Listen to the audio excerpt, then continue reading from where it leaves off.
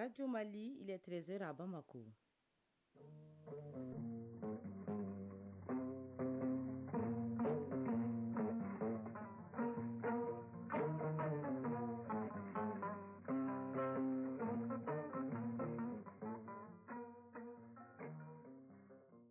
Le journal Tenemba Mounikata. La deuxième édition de Mali Actualité. Amener la société civile à veiller à la mise en œuvre du contenu local conformément au code minier, c'est l'objectif visé par la Fondation pour le développement du Sahel. C'est là en vue d'une meilleure mobilisation des richesses locales. Les explications avec Agibou Koulibaly. Environnement, toujours avec Agibou Koulibaly, il parle de l'argent servant à atténuer les effets du dérèglement climatique, appelé flux financier à l'adaptation au changement climatique. Et puis sport avec Ari Matina, football, fin aujourd'hui de la 11e journée du championnat national, Cannes 2023 et la liste provisoire des aigles du Mali. Mesdames, Messieurs, bienvenue.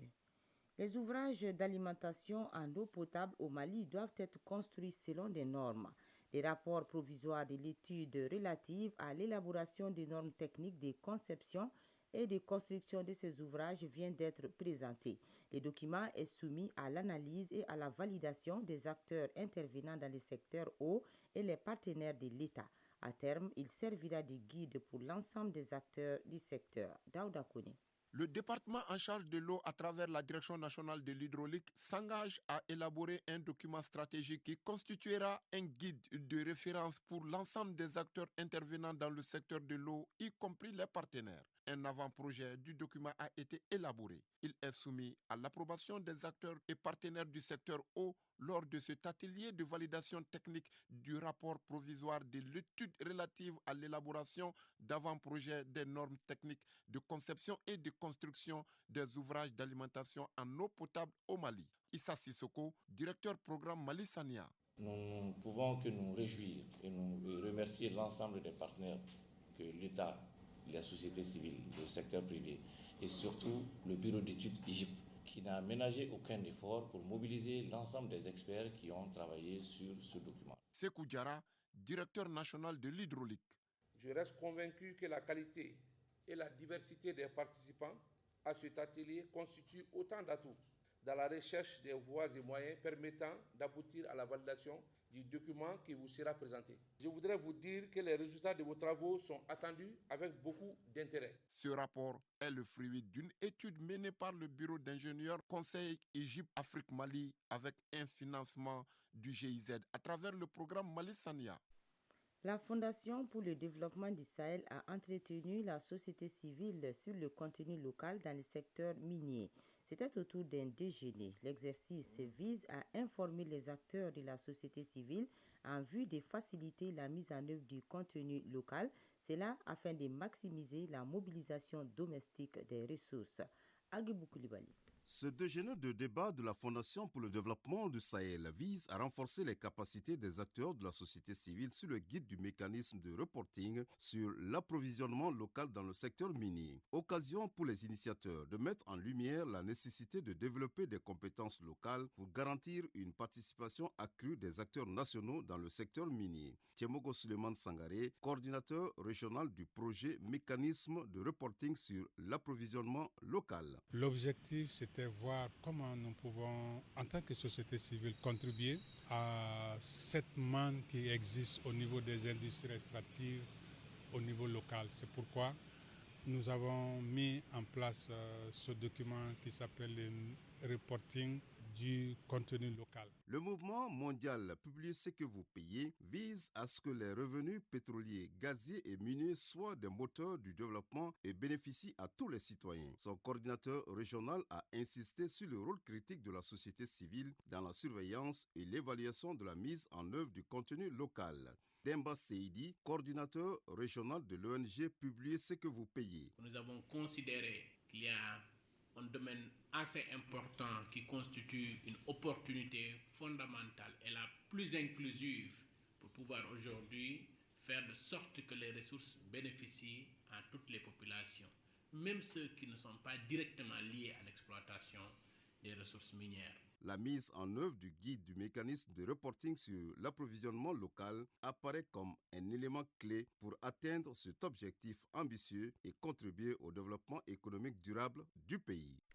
Fin à Kati d'une formation de 5 jours sur l'aviculture, c'est-à-dire l'élevage de la volaille.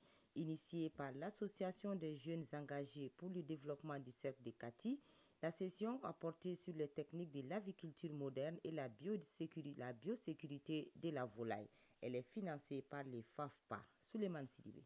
Ils sont une soixantaine de jeunes venant de différentes communes du cercle de Kati à bénéficier de cette formation sur les techniques de l'aviculture moderne et biosécurité des volailles. L'initiative est prise par l'Association des jeunes engagés pour le développement du cercle de Kati pour lutter contre le chômage des jeunes. Adam Sidibé, présidente de l'Association des jeunes engagés pour le développement du cercle de Kati. Ce qui m'a motivé, c'est le taux élevé de chômage au Mali, surtout dans mon cercle à Kati. En tant qu'ancienne députée, j'ai été à la rencontre de ces jeunes, de ces femmes, de ces hommes. Je leur ai promis des choses. Donc même si aujourd'hui les choses sont ce qu'elles sont, je n'ai pas le droit de baisser les bras et de les laisser à leur sort. Mohamed Traoré, participant. Nous avons reçu en 5 jours les techniques de l'aviculture, comment construire un volaille, comment entretenir l'hygiène, la santé. Vraiment, c'est un honneur. La formation est parrainée par le ministre de la Jeunesse puisqu'il s'agit de l'avenir de la jeunesse. Aboubakar Djadji Sango, représentant du ministre en charge de la jeunesse. Nous faisons chaque jour de notre mieux pour la jeunesse malienne. C'est pour cela que nous avons élaboré beaucoup de choses concernant la jeunesse. J'exhorte tous les entrepreneurs, tous les porteurs de projets, tous ceux qui peuvent faire quelque chose pour la jeunesse malienne, d'être des modèles, d'être des exemples, d'être des initiateurs, d'être des leaders dans leur communauté pour qu'ils puissent aussi aider les jeunes de leur communauté. Fidèle à sa mission d'appui à la formation et à l'apprentissage, le FAFPA a financé la présente session. 13h06 à Bamako. Sur le continent au Sénégal, le délai pour le dépôt des candidatures pour la présidentielle a pris fin aujourd'hui à 0h du matin. Ils sont 70 personnes à avoir déposé leur dossier de candidature hier au Conseil constitutionnel. La liste définitive des candidats pour la présidentielle du 25 février 2024 sera connue le 4 janvier prochain. En Guinée-Conakry, l'État s'est engagé à combler les manques en essence et en gasoil. La décision intervient une semaine après l'explosion du principal dépôt de carburant dans la capitale et la visite sur le site lundi du président de la transition, le colonel Mamadi Doumbia. Pour ce faire, le gouvernement a décidé de réquisitionner une partie des stocks des entreprises minières. En RDC, malgré l'interdiction des autorités, l'opposition et une douzaine d'organisations de la société civile manifestent aujourd'hui. Les manifestants exigent l'annulation du scrutin et la mise en accusation des dirigeants de la commission électorale. Ils dénoncent des irrégularités massives constatées lors du scrutin des 20 et 21 décembre dernier. L'Azerbaïdjan expulse 2 diplomates français sur fond de tensions entre les deux pays au sujet du soutien de Paris à l'Arménie. Ce renvoi de 2 employés de l'ambassade de France est justifié par des activités incompatibles avec leur statut diplomatique. L'annonce a été faite hier dans un communiqué. En Australie, 9 personnes sont mortes selon un bilan donné aujourd'hui suite à des vents très violents et des précipitations très importantes sur la côte est. Certaines ont été tuées par des chutes d'arbres, d'autres se sont noyées après le chavirement de leurs bateaux. Plus de 90 000 foyers sont également privés d'électricité dans l'état du Queensland, au nord-est de l'île, et plus de 800 logements ont été sérieusement endommagés sur la Gold Coast à l'est.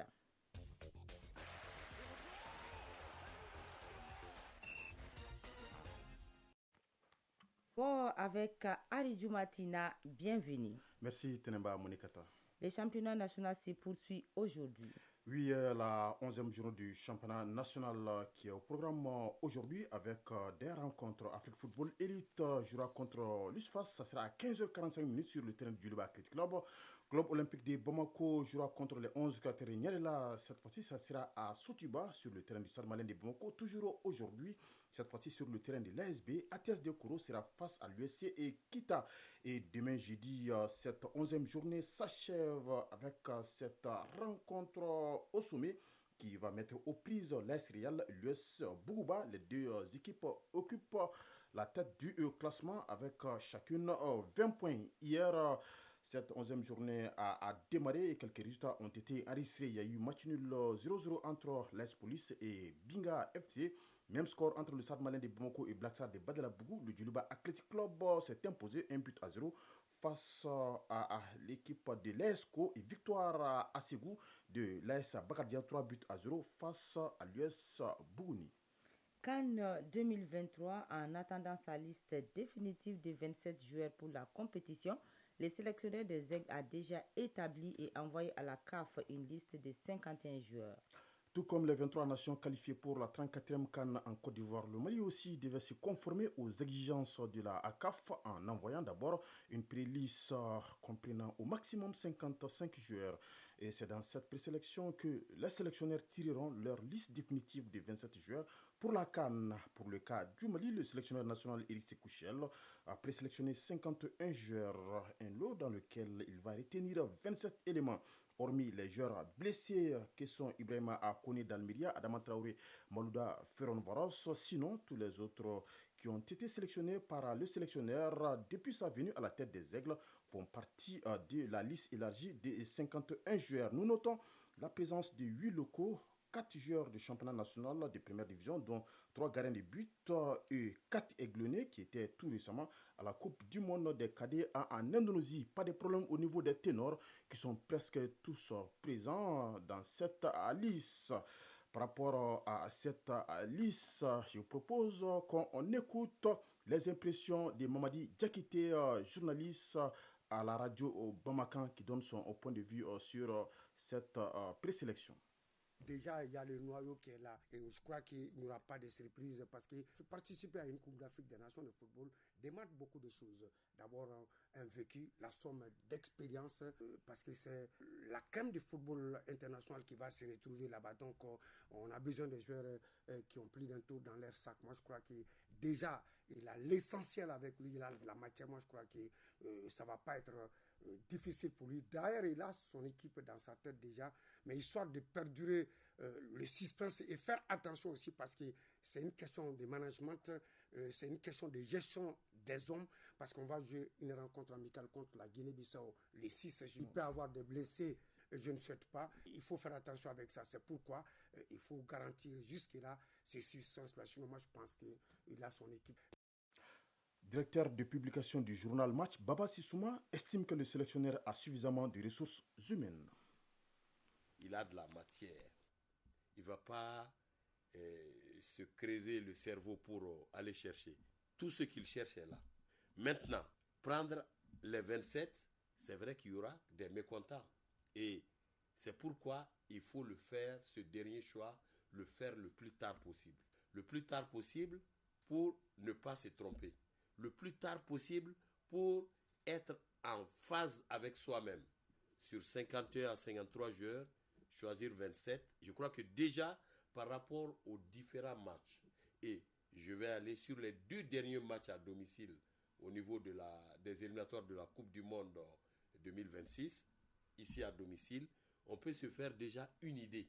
L'ossature étant là, le noyau étant là, ça va être un peu, en tout cas commode pour Éric Sékouchel de prendre la mesure des choses et de choisir la meilleure équipe possible à ses yeux. Voilà, le rassemblement des Aigles commence ce mercredi même à Kabbalah. Quant à la liste définitive, elle est attendue le 3 janvier prochain. En Angleterre, les championnats se poursuivent. Oui, pas de trêve là-bas, malgré les fêtes de fin d'année. La 19e journée de Premier League a débuté hier avec 5 rencontres. Newcastle a chuté à domicile 3-1 devant Nottingham Forest. Défaite également à domicile de Sheffield United 3-2. Dans le match des mal classés face à Luton Town, Bournemouth a battu Fulham 3-0. Manchester United renverse Aston Villa, mené d'abord 2-0 à Old Trafford. United a refait son retard en s'imposant finalement 3-2 et puis victoire 2-0 de Liverpool contre Burnley. Du coup, les Reds prennent provisoirement la tête du championnat en attendant le match d'Arsenal demain jeudi contre West Ham à suivre aujourd'hui. D'autres rencontres, entre autres Brentford, Wolverhampton, Chelsea, Crystal Palace et Everton, Manchester City. Merci Arju Matina. Chronique de l'environnement. Les flux financiers à l'adaptation au changement climatique désignent l'ensemble des ressources financières qui sont mobilisées et utilisées pour aider les pays et les communautés à faire face aux impacts du changement climatique et à renforcer leur résilience.